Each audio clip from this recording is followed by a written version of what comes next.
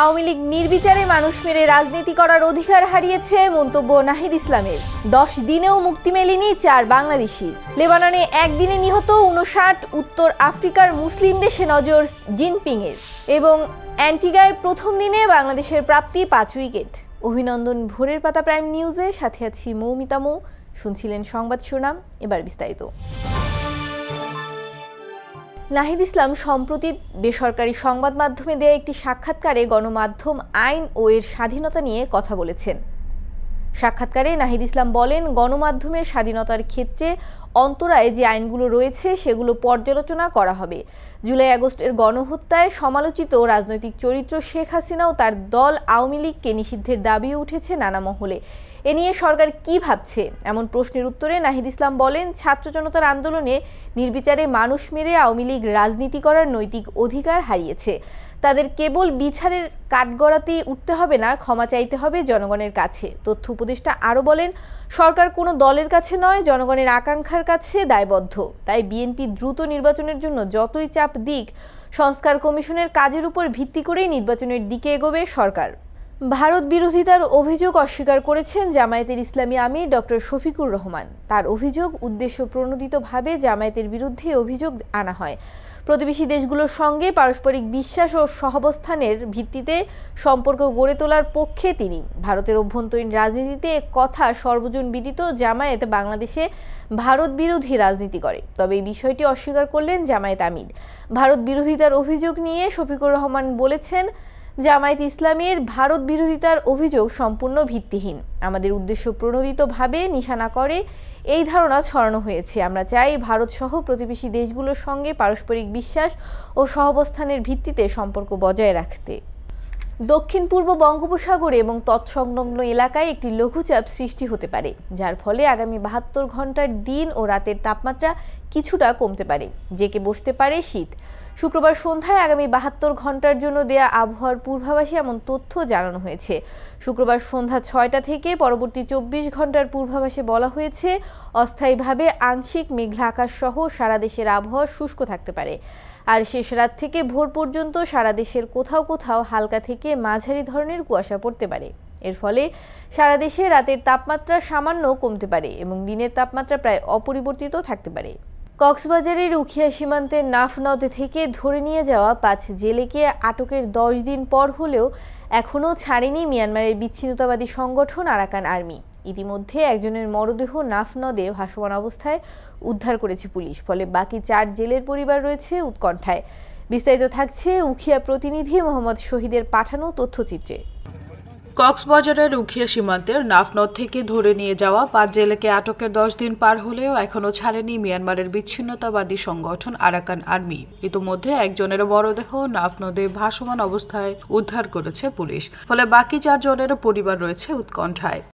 নাফ নদী বর্মার বর্ডার সাইডত বাংলাদেশের বর্ডার ইতারা শর্টজাল বয়ার পরে 12টার দিকে মখায়ের ইতারা 5 জনের ধরে নিয়ে নিজার পরে 2 দিন পরে একজনের গুলিবিদ্ধ মারা পাওয়া গিয়ে আর 4 জন অহনো নিখোঁজ। ইতারারে গিয়া একজন লাশ পাওয়া গিয়ে 5 জন আর 4 জন অনর আরাকান আর্মি আতম মাঝে মানে কি বর্তমানে আর এখন সাইডে ইতারারে খুব দ্রুত প্রশাসনের মাধ্যমে আর বেইনুন আর মাঝে আনি দিবার লাগে আনছে আছে খনিকার হনো দূর নদীর তাহলে মনে করেন বার্মা সরকারের কাছে আবার আর মাইনুন আরে ফেরত দিবল্লা আর সাইড দি তো বাজি নাম নদীন মাছা দিয়ে দে আর ফেরত জ্বালা গিয়ে আর সময় কোনো কিছু করে বললাম না যাবাজি তাহলে মাছ চাইরে আর মাইনুন দুঃখিত হুমাইন তাহলে মাছ চাইরে গিয়ে আল্লাহ যদি আর ফেরত দিতে হয় আর যদি ফেরত দিয়ে যদি আল্লাহ যদি আনার জীবনতো না যাবো আর নাম নদী বান না হয় ফেট বান্ধি ফুরে থাকিব। তো বাজে এইগুলি আর হতাশ আর বেশি দুঃখিত মানুষ সবাই তাহলে আর হওয়া আর বুক ফাড়ি তার বাজি হল তাহলে এই আনার মানে অবাজি হাতের দূরে রিয়া ফেরত জ্বালা মাছ থেকে সরকার হাসার খুব আবেদন জানায় এই মানে আর সময় ফেরত দিবল্লা। এই 14 তারিখের দিন ইতারা 5 জন মাছ সাথে গিয়ে দেড়ে কিন্তু মগ বাগিয়ে দইল গিয়ে জোরত মাঝে ইতারে এর আগে গত 14 নভেম্বর উখিয়া উপজেলার পালংখালী আঞ্জুমান পাড়া সংলগ্ন নাফ নদে 5 জেলে মাছ ধরতে গেলে আরাকান আর্মি তাদের আটক করে নিয়ে যায়। আটকের 2 দিন পর আটক জেলে সৈদুল বশরের গুলিবিদ্ধ মরদেহ নাফ নদ থেকে উদ্ধার করে পুলিশ। বাকি 4 জন এখনো ফেরত না আসায় পরিবারে চলছে আহাজারি।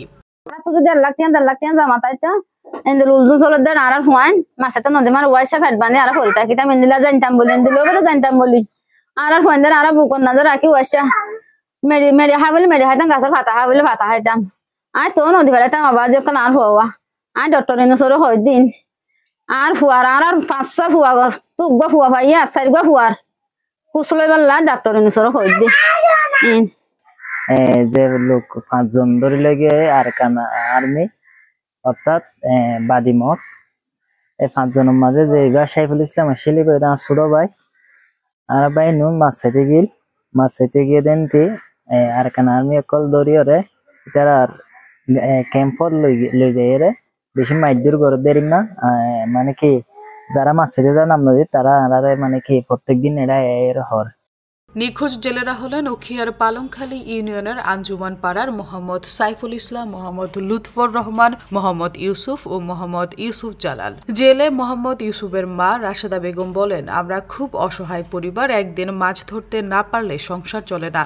আমিও অসুস্থ, তাই আমার চিকিৎসা সহ বাড়ির সব খরচ তাকেই করতে হয়। আজ 10 দিন হলো এখনো আরাকান আর্মি তাকে ছাড়েনি। আমাদের সন্তান এখনো জীবিত নাকি মৃত সেটার হদিস পাচ্ছি না। 7 হওয়া 3 নম্বর তো যাবা হামান না ফুট ইবা নিই ওই অবুদা পয়সা আর হুজের না হাবাই হুজি আইন অবুদা পয়সা করতাম বলি উগো 5 পর্যন্ত দিন নাই ইয়া হার ঘর তাই নাই যাবে খনিকা তো না দিতা তোলা শুন হইলে আর তো একখান ইয়া না কর নতলাম বাদ আর ঘর তোমার বগুলা বিচারিছ হনে কিছু আছে না ইয়া নাকি আর ওনার তো ডাক্তার এনেসর বিচার দি দেরিয়া হারে দিও মাই বেগুনের বিজিবিরে দি গিয়ারে দি বেগুনের দি কুসলো বল্লা বিচার দি চাই হনিকা আর জ্ঞান করে তো ইয়া আর ওর দিবা মাথা আছে বাদা আর মাথা আল্লাহ জম্বা দে ইউ গারে বিচার দি দে এই বিচার গান আল্লাহ তোমার গরি দেখাইও ডাক্তার এনেসর পুজি আর বুকত না দে সেলমাই যেদিন আল্লাহ ফুরন করে দি পারিব চেষ্টা করে পড়ে দে জীবিত আর বাইরে চাই। উখিয়ার পালংখালী ইউপি চেয়ারম্যান গফুরউদ্দিন চৌধুরী বলেন, জেলে পরিবারগুলোতে চলছে আহাজারি। তারা খুব দরিদ্র পরিবার। 10 দিন হলেও এখনো তাদের হদিস মিলছে না। এটা অত্যন্ত বেদনাদায়ক। এ বিষয়ে উখিয়া উপজেলা সহকারী কমিশনার জারিন তাসিন বলেছেন, আটক জেলেদের বিষয়টি ঊর্ধ্বতন কর্তৃপক্ষকে জানানো হয়েছে। নিউজ ডেস্ক, ভোরের পাতা। এবার আন্তর্জাতিক সংবাদ।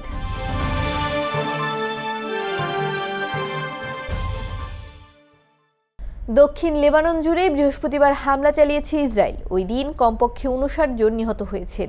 এতে মোট নিহতের সংখ্যা 3642 জনে পৌঁছেছে। লেবাননের স্বাস্থ্য মন্ত্রণালয় এক বিবৃতিতে শুক্রবার এই তথ্য জানিয়েছে। বিস্তারিত ডেস্ক রিপোর্টে। দক্ষিণ লেবানন জুড়ে বৃহস্পতিবার হামলা চালিয়েছে ইসরায়েল। ওই দিন কমপক্ষে 59 জন নিহত হয়েছেন। এতে মোট নিহতের সংখ্যা 3642 জনে পৌঁছেছে। লেবাননের স্বাস্থ্য মন্ত্রণালয় এক বিবৃতিতে শুক্রবার এই তথ্য জানিয়েছেন। বিবৃতিতে মন্ত্রণালয় জানিয়েছেন, ওই দিন আহত হয়েছেন 112 জন। এতে মোট আহতের সংখ্যা দাঁড়ালো 15356 জন। ইসরায়েল সেপ্টেম্বরের শেষের দিক থেকে লেবাননে ব্যাপক বিমান হামলা শুরু করে। তারা দাবি করেছে হিজবুল্লাহর লক্ষ্যবস্তুতে এসব হামলা হচ্ছে। বিমান হামলার মধ্যেই হিজবুল্লাহ ইসরায়েলের রকেট ছুটতে থাকে। এর পরিপ্রেক্ষিতে হিজবুল্লাহ নিধনে সর্বাত্মক অভিযানের ঘোষণা দিয়ে 1 অক্টোবর দক্ষিণ লেবাননে স্থল হামলা শুরু করে ইসরায়েল। লেবাননে ইসরায়েলি হামলায় 10 লাখেরও বেশি মানুষ তাদের বাড়িঘর ছেড়ে পালিয়ে যেতে বাধ্য হয়েছে। এখনো নতুন নতুন এলাকা ইসরায়েলি হামলায় ধ্বংসস্তূপে পরিণত হচ্ছে। বাড়ছে উদ্বাস্তুর সংখ্যা। এদিকে ইসরায়েল এবং হামাসের মধ্যে চলা 13 মাসের যুদ্ধে গাজা উপত্যকায় নিহতের সংখ্যা 44,000 ছাড়িয়েছে। গাজার স্বাস্থ্য মন্ত্রণালয় জানিয়েছে, তারা নিহত বেসামরিক এবং হামাস যোদ্ধাদের তালিকা পৃথকভাবে করেন না। তবে তারা বলেছে, নিহতের অর্ধেকেরও বেশি নারী ও শিশু। ইসরায়েলি সামরিক বাহিনী বলছে, তারা 17,000-এরও বেশি জঙ্গিকে হত্যা করেছে। তবে এর সপক্ষে কোনো বিশ্বাসযোগ্য প্রমাণ নেই।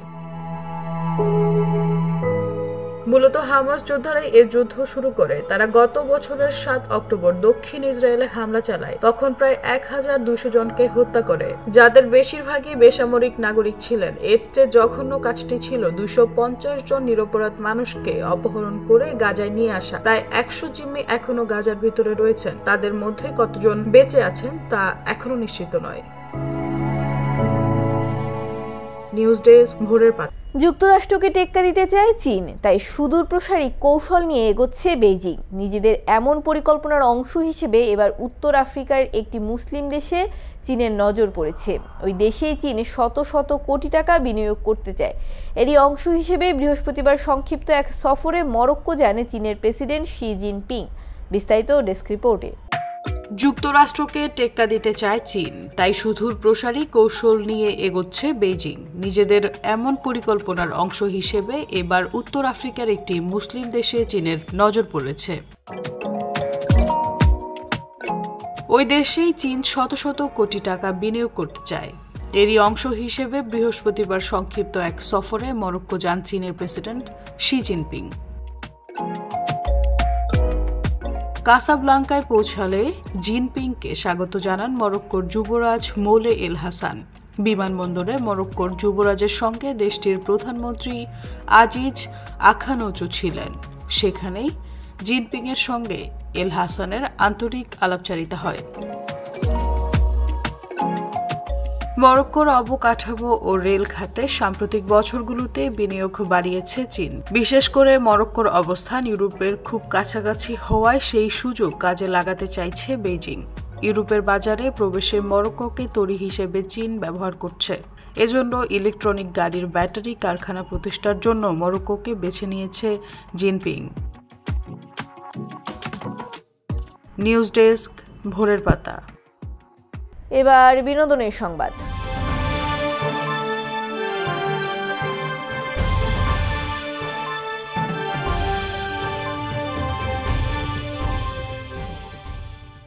বলিউড তারকা দম্পতি অভিষেক বচ্চন ও ঐশ্বরিয়া রায়ের মেয়ে আরাধ্যা কৈশোরে পা দিয়েছেন। মা ঐশ্বরিয়াও সামাজিক যোগাযোগ মাধ্যমে ছবি ভাগ করে নিয়েছেন। বিস্তারিত থাকছে ডেস্ক রিপোর্টে। বলিউডের তারকা দম্পতি অভিষেক বচ্চন ও ঐশ্বরিয়া রায়ের মেয়ে আরাধ্যা কৈশোরে পা দিয়েছে। মা ঐশ্বরিয়াও সামাজিক যোগাযোগ মাধ্যমে ছবি ভাগ করে নিয়েছেন। তার আঙুলে বিয়ের আংটি এখনো জ্বলজ্বল করছে, কিন্তু বাবা অভিষেক বচ্চন এবং পরিবারের বাকিরা নীরব। সব সময়কার মতো অমিতাভ বচ্চন নিজস্ব ভঙ্গিতে ছেলের বিচ্ছেদের খবরটি ভুয়া বলে চালিয়ে দিয়েছেন। পরিবারের সম্মানহানি যাতে না হয় সে কারণে সচরাচর তিনি নিজের পরিবার নিয়ে সমাজ মাধ্যমে মুখ খুলেন না, কিন্তু অবলীলায় সামাজিক যোগাযোগ মাধ্যমে ও সংবাদ মাধ্যমে সেটাই প্রতি মুহূর্তে দেখে তিনি স্তম্ভিত। পাশাপাশি অমিতাভ হাসি মুখে গণমাধ্যমকে নিয়ে লিখেছেন, আপনারা নিজেদের কাজে একটুও ফাঁকি দিচ্ছেন না, অবশ্যই প্রশংসনীয়, কিন্তু প্রকৃত ঘটনা না জেনে দিনের পর দিন অর্ধসত্য খবর ছড়িয়ে পড়ছে, যা সাধারণ পাঠকেরা পড়ে নিজেদের মতো করে ঘটনার ব্যাখ্যা দিচ্ছেন। পরিশেষে তিনি আরও লেখেন, কোনো পরিবারকে অকারণে বিব্রত করতে এই ধরনের ভুয়া খবর কি কাম্য? সরাসরি এই প্রশ্নের উত্তর সংবাদকর্মীদের কাছে তিনি জানতে চাইলেন। ডেস্ক রিপোর্ট, ভোরের পাতা। এবার খেলাধুলার সংবাদ। ওয়েস্ট ইন্ডিজের বিপক্ষে সিরিজের প্রথম টেস্টে অ্যান্টিগায় শুক্রবার বল হাতে শুরুটা দারুণ করেছিলেন বাংলাদেশ। তাসকিন আহমেদ তখন নিজেকে মেলে ধরেন, দ্রুত তুলে নেন 2 উইকেট। তবে সময় গড়ানোর সঙ্গে সঙ্গে ম্যাচের নিয়ন্ত্রণ হারিয়ে যাচ্ছিল ক্যারিবিয়ানদের হাতে। শেষ সেশনে মিকাইল লুইস ও অ্যালিক অ্যাথানেজকে ফিরিয়ে দিনের শেষটায় টাইগার শিবির স্বস্তিতে ফেরান শরীফুল ইসলাম ও মেহেদী হাসান মিরাজ। বিস্তারিত ডেস্ক রিপোর্টে। ওয়েস্ট ইন্ডিজের বিপক্ষে সিরিজের প্রথম টেস্টে অ্যান্টিগায় শুক্রবার বল হাতে শুরুটা দারুণ করেছিল বাংলাদেশ। তাসকিন আহমেদ তখন নিজেকে মেলে ধরেন, দ্রুত তুলে নেন 2 উইকেট। তবে সময় গড়ানোর সঙ্গে সঙ্গে ম্যাচের নিয়ন্ত্রণ হারিয়ে যাচ্ছিল ক্যারিবিয়ানদের হাতে। শেষ সেশনে মিকাইল লুইস এবং আলিক অ্যাথানেজকে ফিরিয়ে দিনের শেষটায় টাইগার শিবিরে স্বস্তি ফেরান শরীফুল ইসলাম ও মেহেদী হাসান মিরাজ। শুক্রবার টস হেরে শুরুতে ব্যাট করতে নেমে 5 উইকেট হারিয়ে 250 রান করে ওয়েস্ট ইন্ডিজ। শেষ দিকে বৃষ্টি এবং আলোক স্বল্পতার কারণে 84 ওভার হওয়ার পরই দিনের খেলা শেষ করেন আম্পায়াররা। টস জিতে বোলিংয়ে নেমে হাসান মাহমুদ শুরুটা ভালো করেন। অন্য প্রান্তে আরেক পেসার শরীফুল ইসলামও ঝলক দেখান। উইকেটে দেখা না পেলেও ওয়েস্ট ইন্ডিজের দুই ওপেনার কার্লোস ব্রাথওয়েট ও লুইসকে বেশ কয়েকবার পরাস্ত করেন বাংলাদেশের দুই পেসার। তাইজুলের বলে সহজ ক্যাচ নেন উইকেট রক্ষক লিটন। 10টি 4 ও একটি ছক্কায় 130 বলে 90 রান আসে বাঁহাতি এই ব্যাটারের ব্যাটে। 3 রানের মধ্যে 2 সেট ব্যাটারকে ফিরিয়ে লড়াইয়ের ফেরার সম্ভাবনা জাগায় বাংলাদেশ। ডেস্ক রিপোর্ট, ভোরের পাতা। সংবাদ শেষ করার আগে শিরোনামগুলো আরেকবার। আওয়ামী লীগ নির্বিচারে মানুষ মেরে রাজনীতি করার অধিকার হারিয়েছে, মন্তব্য নাহিদ ইসলামের। 10 দিনেও মুক্তি মেলেনি 4 বাংলাদেশি। লেবাননে একদিনে নিহত 59, উত্তর আফ্রিকার মুসলিম দেশে নজর জিনপিংয়ের। এবং অ্যান্টিগায় প্রথম দিনে বাংলাদেশের প্রাপ্তি 5 উইকেট। এই ছিল আজকের ভোরের পাতা প্রাইম নিউজ। সারা দেশের সর্বশেষ আপডেট পেতে চোখ রাখুন ভোরের পাতায়। ধন্যবাদ।